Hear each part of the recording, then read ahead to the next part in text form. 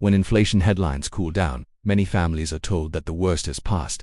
At the kitchen table, the numbers do not always feel better. The grocery bill is still higher than it used to be. Rent remains difficult to manage. Mortgage payments are still shaped by elevated interest rates. Insurance, medical costs, gasoline, credit cards, and student loans still compete for the same paycheck. The issue is that cooling inflation does not mean life becomes cheaper. It usually means prices are rising more slowly than before. The old prices do not automatically return. The higher costs built up over the last several years remain inside the monthly budget. For middle-class households, that is the central problem. The story is not a single company, headline, or economic report. It is what happens when the cost of everyday life rises faster than families can comfortably absorb, and when the bills remain after the crisis headline fades. The St. Louis Fed explains the distinction clearly. When inflation falls from a higher rate to a lower rate, it is called disinflation. The price level is still rising, only at a slower rate. That distinction is technical, but the consequence is practical. When groceries, rent, gas, utilities, and insurance all became more expensive over the last few years, a lower inflation rate did not undo those increases. It only changed how fast the next increase arrived. This is the gap between the headline economy and the household economy. In June 2022, inflation reached a major peak. Consumer prices were up 9.1% over the previous year, the largest 12-month increase since the period ending November 1981. That number became a symbol of the inflation shock. The deeper consequence was not only that prices rose quickly in 1 year, it was that many of those increases became the new base families had to live with. In January 2020, the CPIU index stood at 257.971. By April 2026, it stood at 333.020. Using those official index values, the overall price level increased by roughly 29% over that period. That is the foundation of the household squeeze.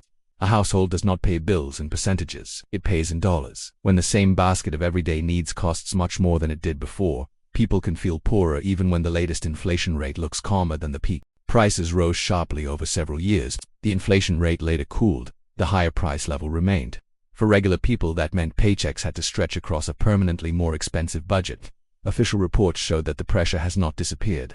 In April 2026, the Consumer Price Index rose 0.6% for the month and 3.8% over the previous 12 months. Core CPI, which excludes food and energy, rose 2.8% over the year. Food prices were still up 3.2% over the year. Food at home rose 2.9%, while food away from home rose 3.6%. Energy prices rose 17.9% over the same period. Gasoline rose 28.4%. Shelter rose 3.3% over the year, and in April alone, shelter rose 0.6%. Rent and owner's equivalent rent each rose 0.5% in that month. For families, these are not abstract categories. Food is the grocery cart. Energy is the gas pump and the utility bill. Shelter is the rent check or the housing costs built into a mortgage decision. When food, energy, and shelter continue rising, the household budget becomes less flexible. Families have less room for savings, emergencies, medical care, and debt payments. The pressure does not need to come from one dramatic event. It can come from repeated increases across ordinary expenses. A few dollars more at the grocery store, more at the gas station, more for rent, more for insurance, more interest on credit balances. Each increase may seem manageable on its own. Together, they change the financial life of a household. The official surveys make that pressure visible. In the Federal Reserve's 2025 Survey of Household Economics and Decision-Making, conducted in October 2025, 73% of adults said they were either doing okay financially or living comfortably. That was unchanged from 2024, but below the 78% level reported in 2021. On the surface, that suggests stability. The same survey found that price increases remained the most common financial concern among U.S. adults. Just above 9 in 10 adults said price increases were either a minor or major concern, and 58% of adults said price changes compared with the prior year had made their financial situation worse. That is the contradiction in the household data. Many households may still describe themselves as doing okay, but doing okay does not necessarily mean feeling secure. It can mean keeping up while cutting back. It can mean paying the bills but not saving much. It can mean avoiding collapse while feeling exposed. Prices rose and remained elevated. Basic living costs took a larger share of income. Families continued to function, but with less margin, less confidence, and less room for error. The pressure is also reflected in emergency savings. In the same Federal Reserve survey, 63% of adults said they could cover a hypothetical $400 emergency expense using cash, savings, or a credit card paid off at the next statement. That was unchanged from the previous 3 years, but below the 68% level in 2021. A significant share of adults could not cover a $400 emergency in that way. For a middle-class household, emergency expenses are part of real life. A car repair, a medical bill, A rent increase, a higher utility bill, or an insurance premium can turn a tight month into a crisis. The data also shows that some households are already making difficult trade-offs. In the 2025 survey, 16% of adults did not pay all of their bills in the prior month. 8% said someone in their family sometimes or often did not have enough to eat. 26% skipped medical expenses because of cost in the prior year. This is not inflation as a national indicator. It is inflation as household triage. Families decide what gets paid first: rent or credit card, groceries or medical care, gas for work or savings for emergencies. The consequence of higher prices is not only that people spend more, it is that they must choose more often. Housing is one of the clearest sources of pressure. As of May 14, 2026, Freddie Mac reported that the average 30-year fixed mortgage rate was 6.36%. 1 year earlier, it had been 6.81%. The 15-year fixed rate was 5.71%. Even with some improvement from the prior year, these rates remain central to household affordability because mortgage payments depend not only on home prices, but also on financing costs. FHFA reported that U.S. house prices rose 1.8% from the fourth quarter of 2024 to the fourth quarter of 2025, and 0.8% from the third quarter of 2025 to the fourth quarter of 2025 for families trying to buy a home. The challenge is layered. Home prices did not collapse back to earlier levels. Mortgage rates remained a major factor. The rest of the budget, including food, energy, insurance, and debt, also had to be managed. Housing costs and financing costs remained elevated. Buying a home became harder, and monthly housing decisions became more constrained. Middle-class families delayed purchases, stretched budgets, or remained renters longer than planned. Renters faced their own version of the same pressure. Zillow reported that typical U.S. asking rent was $1,910 in March 2026, up 1.8% year-over-year. That was described as the slowest annual pace since 2020. Slower rent growth sounds like relief, but slower growth is not the same as low rent. The Federal Reserve's 2025 survey found that 23% of renters reported being behind on rent at some point in the prior year. That was up 2 percentage points from 2024 and 6 percentage points from 2021. Rent growth slowed. The rate of increase eased. Many renters still struggled because the rent level itself remained difficult to afford. That is how families can hear that conditions are improving and still feel financially strained. The improvement may be real in the data, but it may not be enough to repair the household balance sheet. Food shows the same pattern. USDA reported that food prices rose 2.3% in 2024 and 2.9% in 2025, slower than during the 2022-2023 period. Food at home prices rose 1.2% in 2024 and 2.3% in 2025. This is cooling compared with the earlier shock, but cooling does not mean reversal. The grocery bill is still being calculated from a higher base. Even smaller increases are added on top of prices that already moved up. Some categories can still create visible pressure. USDA reported that average retail egg prices were 21.9% higher in 2025 than in 2024, linked to the ongoing highly pathogenic avian influenza outbreak that began in 2022. That kind of increase matters because groceries are one of the most frequent ways households experience inflation. People may not read every economic report, but they notice the receipt. Food prices rose over several years, even after the pace slowed. Grocery budgets remained elevated. Families adjusted meal choices, reduced discretionary spending, or absorbed the increase by saving less. Energy creates another direct household channel. In April 2026, energy prices were up 17.9% over the year, and gasoline was up 28.4%. For families who drive to work, take children to school, or live in places where public transportation is limited, gasoline is not optional. Higher gas prices increase the cost of mobility. They make commuting more expensive and reduce the money available for everything else. Gasoline prices rose. Transportation costs increased. Working households paid more simply to maintain their normal routines. This matters for middle-class families because many of their largest expenses are not luxuries. Housing is not optional. Food is not optional. Transportation is often not optional. Medical care is not optional. Insurance is often necessary. Debt payments cannot simply be ignored without consequences. That is why inflation in essentials feels different from inflation in discretionary goods. A household can delay a vacation, it can skip a restaurant meal, it can put off replacing furniture, but it cannot easily skip rent, groceries, gasoline, or medical needs. When essential prices rise, the household budget reorganizes around them.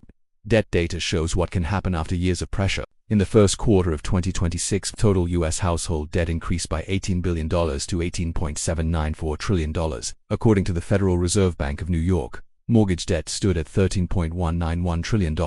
Auto debt was $1.685 trillion. Student debt was $1.658 trillion.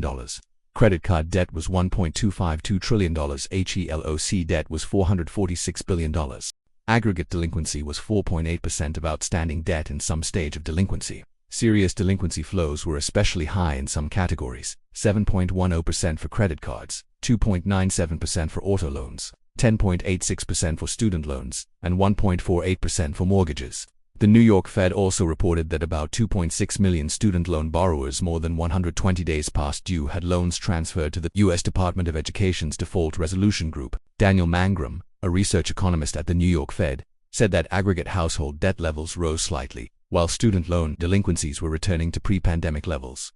For regular people, debt is where past pressure becomes a present obligation. If families used credit cards to manage higher costs, those balances did not disappear when inflation cooled. If auto loans, student loans, mortgages, and revolving credit all compete for the same income, the household becomes more fragile. Households carried more debt, and some fell behind. More income went toward repayment, interest, and catching up. Families had less freedom to respond to new expenses. The Federal Reserve's G19 data adds another piece. Consumer credit increased at a seasonally adjusted annual rate of 3.2% in the first quarter of 2026. Revolving credit increased at 3.8%. Revolving credit matters because it includes credit card borrowing. When households lean more on revolving credit, expenses can be carried forward into the future. This does not mean every borrower is in trouble. It does show that household finances are being stretched across time. Today's grocery bill, gas bill, or emergency cost can become next month's credit card balance. The Federal Reserve survey also reported that average credit card balances increased by more than 35% since 2023 among people who said they were finding it difficult to get by. The pressure is not evenly distributed. Some households have enough income and savings to absorb higher prices. Others rely on credit, skip expenses, or fall behind. For households with stable income, low debt, and savings, cooling inflation may feel like progress. For households with rent pressure, medical costs, credit card balances, auto loans, student loans, or no emergency cushion, cooling inflation may feel like very little has changed. Insurance shows another part of the strain. The Federal Reserve's 2025 survey found that 6% of homeowners went without homeowners insurance entirely, with most citing cost. Homeowners insurance is meant to protect against major losses. Going without it can reduce a monthly bill, but it also increases financial exposure. The data does not need speculation about why every household made that decision. It already identifies cost as a major reason. Insurance costs weighed on homeowners. Some households reduced or dropped coverage. Families may have saved money in the short term while carrying greater financial risk. Medical care shows another kind of trade-off. 26% of adults skipped medical expenses because of cost in the prior year. According to the 2025 Federal Reserve survey, this is not only a financial statistic. It shows how price pressure can move from the wallet into real-life choices. When families skip care because of cost, the economic problem becomes an access problem. Household needs begin competing directly against one another. Budgets tightened. Medical expenses became harder to afford. People delayed or skipped care. The pattern is clear. Inflation surged. Then inflation cooled from its peak. The total price level stayed much higher than before. Essentials continued to rise in key categories. Food, energy, and shelter remained pressure points. Debt carried some of that pressure forward. Credit cards, auto loans, student loans, mortgages, and other obligations absorbed more household income. Families adjusted. Some paid all their bills but felt little security. Some skipped medical expenses. Some fell behind on rent. Some could not easily cover emergencies. Some went without homeowners insurance. This was not one collapse, one company, or one dramatic shutdown. It was a slow transfer of pressure into ordinary life. The economy can show signs of improvement while households still feel financially pinned down. The Bureau of Economic Analysis reported that in March 2026, current dollar personal consumption expenditures rose 0.9%, while real personal consumption expenditures rose only 0.2%. That difference matters. Current dollar spending measures the dollars people spent. Real spending adjusts for inflation. When current dollar spending rises faster than real spending, part of the increase reflects higher prices rather than people getting much more. For families, that can feel familiar. They spend more but do not feel as if they bought more. The receipt is higher. The cart may look the same. That is one of the clearest explanations for why families feel broke in a cooling inflation economy. They are not imagining the pressure. They are living with the accumulated price level, essential costs, and debt consequences at the same time. There are contrasting realities in the data, and both matter. Inflation is far below the June 2022 peak of 9.1%. Some categories, such as used cars and trucks, were down 2.7% year-over-year in April 2026. Rent growth has slowed. Overall financial well-being in the Fed survey was stable from 2024 to 2025. Those are real signs of improvement. At the same time, the overall price level remains much higher than in early 2020. Price increases remain the most common financial concern. Food, energy, and shelter are still rising. Renters report falling behind. Debt is elevated. Many households skip medical expenses or cannot easily absorb a $400 emergency. Those facts are also real. The tension is between different layers of the economy. The national data may show cooling. The household data shows lasting strain.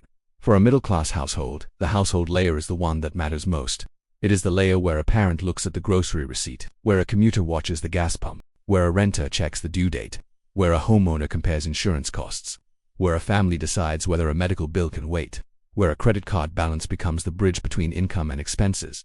The current reality is this. As of April 2026, inflation was still running at 3.8% over the previous 12 months. Food was up 3.2%. Energy was up 17.9%. Gasoline was up 28.4%. Shelter was up 3.3%. The Fed's preferred PCE price index rose 3.5% over the year in March 2026, with core PCE up 3.2%. Both were above the Federal Reserve's longer-run inflation goal of 2%. Household debt stood at $18.794 trillion in the first quarter of 2026. Credit card debt was $1.252 trillion. Auto debt was $1.685 trillion. Student debt was $1.658 trillion. And in the Federal Reserve's 2025 household survey, price increases remained the most common financial concern among adults. That is where things stand. The unresolved pressure is not only inflation as a rate, it is the accumulated cost of living. It is the higher base price for necessities. It is the debt households use to get through the expensive years. It is the rent that remains difficult even when rent growth slows. It is the mortgage rate that still shapes affordability. It is the grocery bill that may rise more slowly but does not return to what people remember. It is the emergency expense that many families cannot comfortably cover. When headlines say inflation has cooled, that may be true. For many families, the question is different. Not whether inflation is lower than its peak, but whether their income, savings, and debt can survive the price level that peak left behind. That is why families still feel broke. The crisis did not end when the headline number came down. For many households, it moved into the monthly budget.